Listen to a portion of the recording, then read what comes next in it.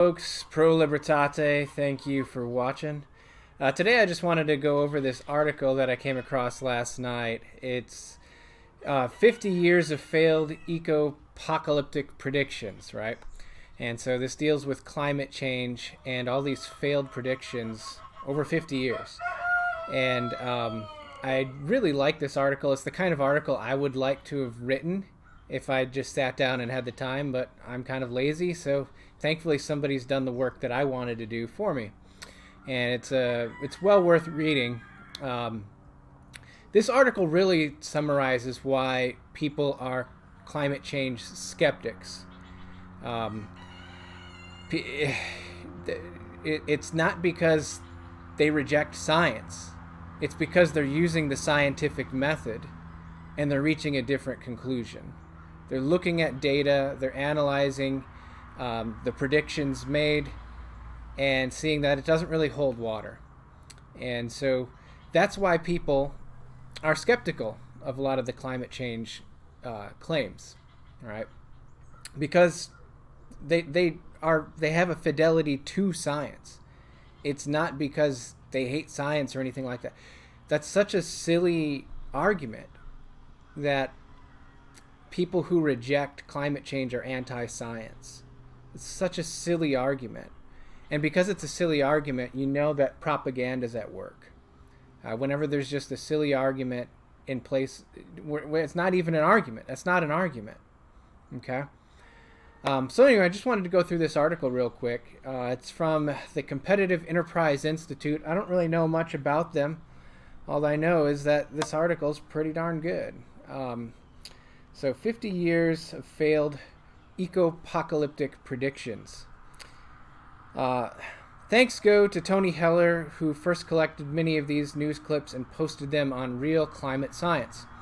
Modern doomsayers have been predicting climate and environmental disaster since the 1960s. They continue to do so today. None of the apocalyptic predictions with due dates as of today have come true. Take note of that. What follows is a collection of notably wild predictions from notable people in government and science. More than merely spotlighting the failed predictions, this collection shows that the makers of failed apocalyptic predictions often are individuals holding respected positions in government and science. While such predictions have been and continue to be enthusiastically reported by a media eager for sensational headlines, the failures are typically not revisited. So true. How many times has, New York Times or various news outlets published a story that was full of lies, and it's on the front page, it makes big splashes, and turns out it's not true. Where's the big apology? Oh yeah, that's like a footnote on page 13 or something, right? Anyway, first prediction to look at here is from 1967. Dire famine by 1975. Okay, this is from the Salt Lake City Tribune. Blah blah blah. The highlighted portion here: Los Angeles is already too late for the world to avoid a long period of famine, Stanford University biologist said Thursday. Paul Ehrlich is one of the founders of a lot of this climate science, whatever you want to call it, really. Paul Ehrlich said, "The time of famines is upon us and will be at its worst and most disastrous by 1975.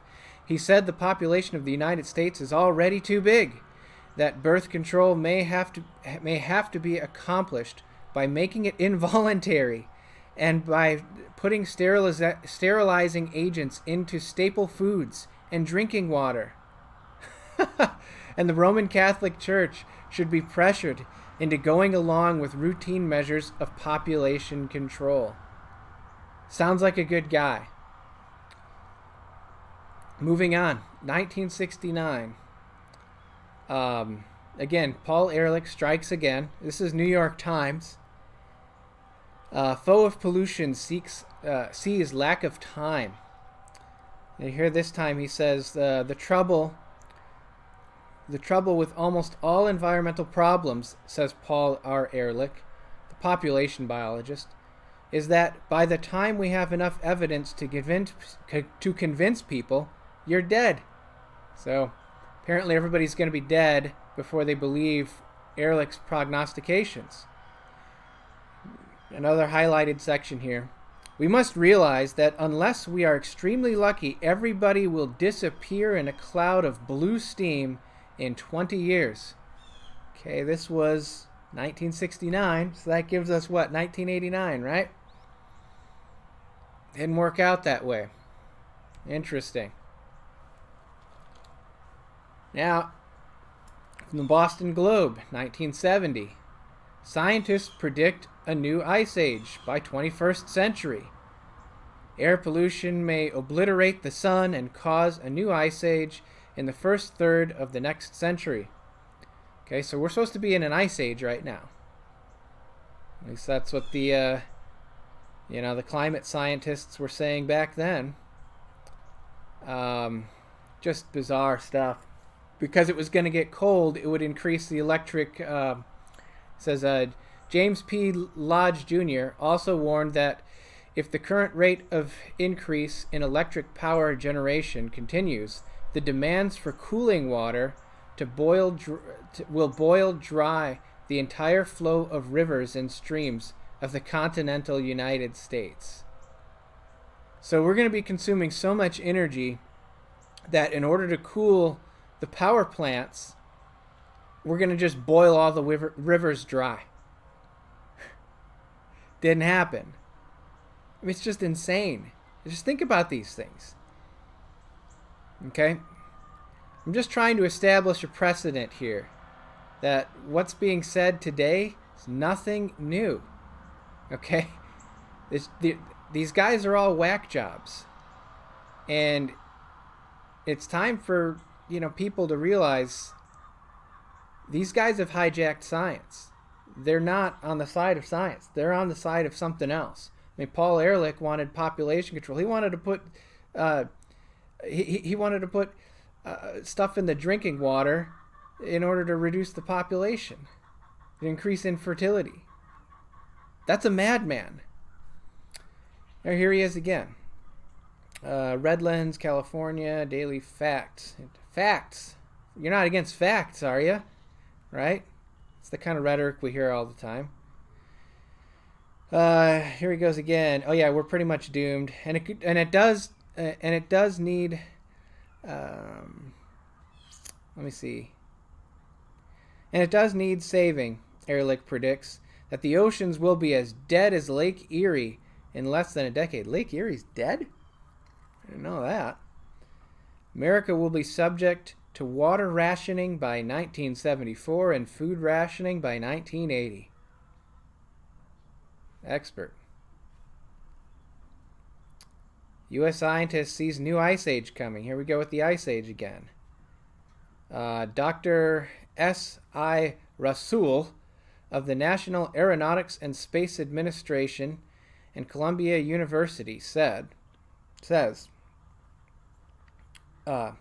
NASA, in case you guys didn't catch that. In the next 50 years, so this is like a legit scientist, okay? Supposedly legit. Supposedly. In the next 50 years, the fine dust man constantly puts into the atmosphere by fossil fuel burning could screen out so much sunlight that the average temperature could drop by 6 degrees. Okay? Sounds familiar, except they're predicting the opposite here. If sustained over several years, 5 to 10, he estimated, such temperature decreases could be sufficient to trigger an ice age! Exclamation point.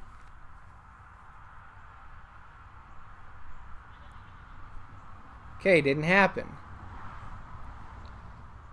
Here's a report from Brown University delivered to the White House, to the president, in 1972. So this would be Nixon, I believe, right? Anyway, the highlighted portion here, the main conclusion of the meeting was that a global deterioration of climate by order of magnitude larger than any hitherto experienced by civilized mankind is a very real possibility, and indeed may be due very soon. Okay, that's rather vague. I like the very precise ones. That's how you can show these guys are hacks and frauds. It's from The Guardian. Space satellites show new ice age is coming fast. It happens that blocking, I can't quite read that word. Anticyclones play an important role in the characteristics of weather in the northern hemisphere and account for some adverse changes in our own climate. Okay. New ice age coming. Again, this Columbia University is involved here. Yeah. Another ice age. Time magazine, 1974. All right. Satellite or telltale signs are everywhere, from the unexpected persistence and thickness of pack ice in the waters around Iceland to the southward migration of warm-loving creature like the armadillo from the Midwest. So here, because the ice was so thick, that indicated a coming ice age. Now the ice is melting and it's horrible. Which is it, right? And armadillos moving from the Midwest? What are we talking about here? Great perils, gas tearing up the ozone layer. Remember that? I remember that when I was a kid. They would always say that stuff. The cooling, 1976. Here we go again. Another Stephen Schneider, a young climatologist at the National Center for Atmospheric Research. Okay, legit climatologist saying cooling's coming. Okay. 1974, Schneider and Bryson tried to explain to a White House policymaking group why conditions are likely to worsen. One of the most depressing anecdotes in the book of Schneider's description of the deaf ear their warning received. So horrible. If only the White House had listened to these guys, then we could have prevented the ice age that never happened. Man, why did they give him such a deaf ear? It just doesn't make sense. Because they knew they were hacks. They knew they were kooks. Acid rain. Remember acid rain? Remember that when I was a kid. They talked about acid rain all the time. Acid rain again, 1980. Acid rain was cool in the 80s. Remember it was going to destroy all of our monuments and statues? Never happened. Never happened. And, you know, the believers are going to say, oh, but it's because of the restrictions and the regulations we put in. That's what stopped the acid rain from destroying all of our monuments. The acid rain just wasn't that big of a deal. More droughts likely. Droughts are coming. Another failed prediction. Prepare for long, hot summers. What summer's not long and hot? You know, it's like, now the more vague you can be, the better. That's why they've moved to the climate change thing, and every act of, you know, real harsh weather, whether it's a fierce blizzard, a tornadoes ripping through, forest fires, you know, the flooding, hurricanes, these things that happen every year in certain regions of the country, earthquakes, probably because of climate change now too. It's all because of climate change, right? Everything is because of climate change. I remember reading some crazy article by some kook saying that beheadings in Middle Eastern countries are up, and it's because of climate change. No joke. Look it up. I probably should have pulled it up for you guys right here, but this is what they say. Threat to islands. Okay, this is sounding a little more familiar. Sea level is threatening to completely cover this Indian Ocean nation of 1,196 small islands within the next 30 years. Okay, this was 1988, so it should have happened by now. It's 2019, or they're a year over date. This prophecy is a year expired. The Maldives, wherever that is, and it's 200,000 people could come sooner if drinking water supplies dry. Oh yeah, that's right. They're saying that the drinking water. So if the flooding and the islands being overrun because the sea level rising didn't kill these people or drive them away, the fact that they were going to run out of drinking water was going to get them. Another failed prediction. This was supposed to happen by 1992. The end of the Maldives and its 200,000 people could come sooner if drinking water supplies dry up by 1992 as predicted. You know, people are going to have to leave Wisconsin because, you know, in the next few years, Lake Michigan could dry up. In the next few years, if Lake Michigan dries up, I mean, people aren't going to be able to live there.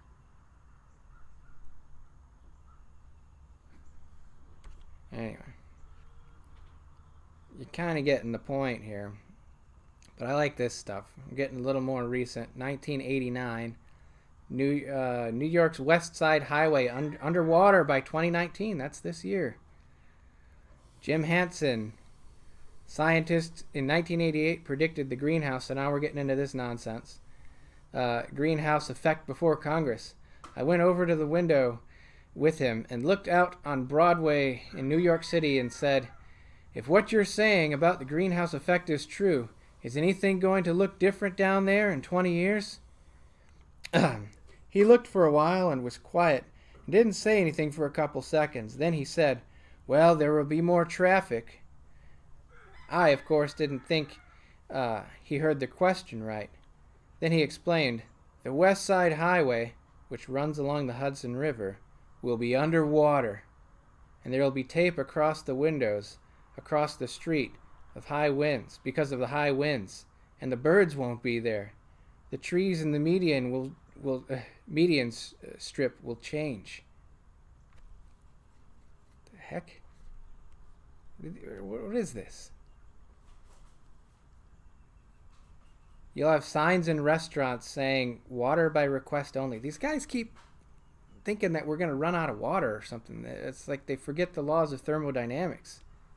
You know, matters now they're never created nor destroyed, that kind of stuff, right? The water cycle.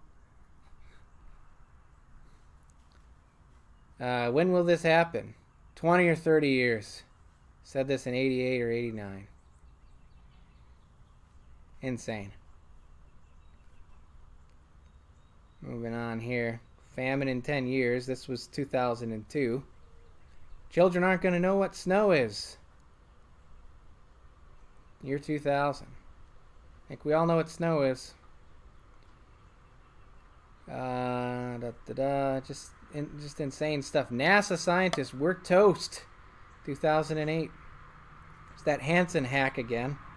Echoing the work of other scientists, said that in 5 to 10 years, the Arctic will be free of ice in the summer. Hasn't happened. There's good old Al Gore. Al Gore warned that the entire North polarized cap will disappear in 5 years. And what year was this? 2008. The entire North Pole is going to be melted. 2008, Al Gore. All right, well, get the point.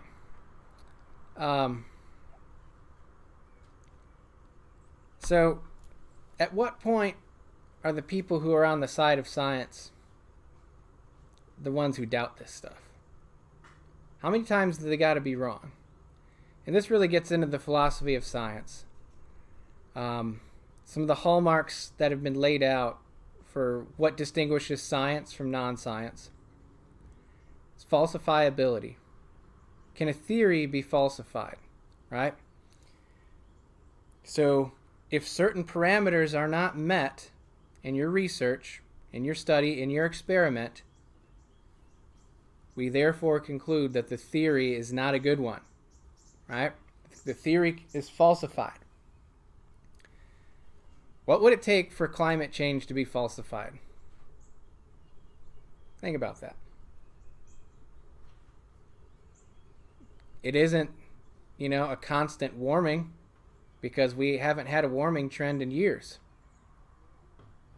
So that's not it. So what is it? What would it take for this theory to be falsified? Can't think of one, can you? Pretty easy to, let's take a real easy one. Gravity, right? The theory of gravity. What would it take for the theory of gravity to be falsified? Well, that's easy. You drop something and it no longer is attracted to the earth.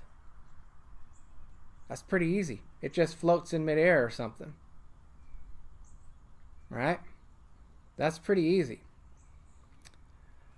Another hallmark of real science is predictability. A scientific theory, if true, should be able to make predictions. If I drop this, it's going to fall down towards the earth. It's not going to float up. It's not going to just hover in the air. It's going to go down. That's a prediction. Tested it. It's true. How many of these predictions did we just see? Totally bogus. And yet, the people who doubt this stuff are called anti-science. People who doubt this stuff are the defenders of science. Not all of them, but the serious ones. The ones who are looking at it scientifically. Saying, how many predictions are these guys going to make that aren't going to come true before we realize they're hucksters, charlatans, liars, who've infiltrated science and are using it to push their crazy ideology. You saw that Ehrlich guy, he just wanted to reduce the world's population and stuff, put birth control in the drinking water. It's a lunatic. How many times do they have to be wrong before we start thinking they've hijacked science? Yeah. Polar ice cap disappeared. You just keep saying it. 2014. It doesn't matter. As long as they can control the narrative, and the people who doubt it, they're called deniers, stuff like that. Climate deniers. I love that. What, you're denying that the climate exists? What what does that mean? It's so idiotic. But also in the news, timely enough, was this girl, Greta Thunberg, teenage climate activist, testifies before Congress. And I guess she came over here from Sweden on a boat because she wanted to reduce her carbon footprint or some nonsense. I only bring this up because it's so Orwellian. I mean, you've got these kids who've basically been, tutored in this doomsday cult that the world's about to end unless the government steps in and saves the world, right? And just really bizarre. And so you see these, another article recently was all these young people vowing to not have children because there's too many people on the planet. It's right there. Paul Ehrlich would be proud, right? Just insane people. But they've been driven mad by the education system telling them that the world's about to end. Right? I mean, what did Ocasio-Cortez say? We got 12 years? What happens in 12 years? 12 years from when she said that, 2018. So in 2030, you think they're going to revise things? No, they're just going to say, 12 years from now. Right? case you haven't been paying attention, they've been saying this garbage for 50 years, even longer before than that. I mean, you had the lifeboat ethics and that guy in the 1800s who was talking about overpopulation then. So it's nothing new.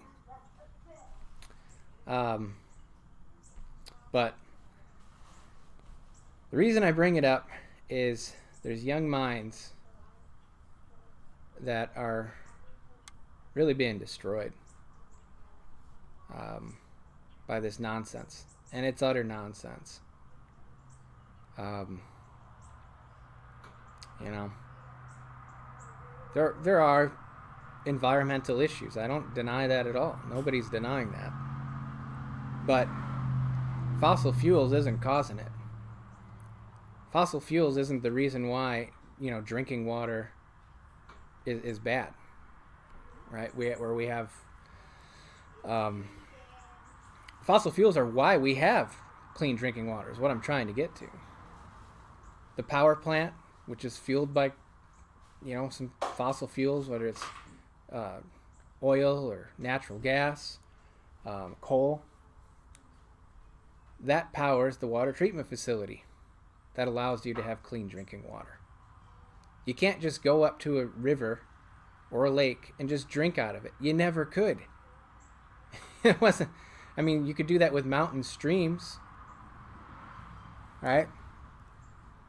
You know, but that's like it. You could never just go up to a lake and drink out of it. There's like this weird myth of, you know, nature in its pristine state that a lot of these eco people have adopted. That man is the problem, that everything was great until we showed up, right? Now there's bacteria in the water. There's a dead deer upstream. You can't just drink out of it. It's insane. You'll die. I mean, that's why, you know, when the Pilgrims and the Puritans came here, they drank a ton of beer. Because the beer at least was clean. They knew it was, you know, free of bacteria. It was safe to drink.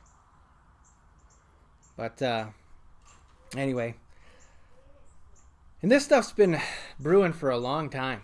I remember when I was a kid in government school, and you know, the cartoons were, you know, Captain Planet, the Planeteers. That was real popular. We had, you know, we celebrated Arbor Day and Earth Day. I remember being a kid, and they planted this tree, and we were all outside holding hands and around this tree and having a moment of silence for the planet, right? And so I remember that stuff. It was just like, it seemed like we had a whole year just talking about saving the planet. We all had to do reports on endangered species. Every species endangered, if, you know, according to these people. And you know, I did the humpback whale, but it just seemed like it never ended. But probably the most standout one was this video that they forced us to watch in class, and it was this rainforest, and everything was just serene. The birds are chirping, the animals are frolicking about, everything is peaceful, happy, and good. Again, this is the myth of the state of nature. And then all of a sudden you hear chainsaws, and a bulldozer comes in, and they're just tearing the trees down, they're cutting them down, lighting fires, all this. But the real kicker, and I'll never forget it, was at the end of this video, the camera zoomed in on the back of this bulldozer, and what it zoomed in on was an American flag. So the message was clear. I was like 8 or 9 or whatever at the time. America is bad. America is destroying the planet. And that's why this misguided young girl sailed across the Atlantic, or however she got across, to come to America to tell us to change our ways.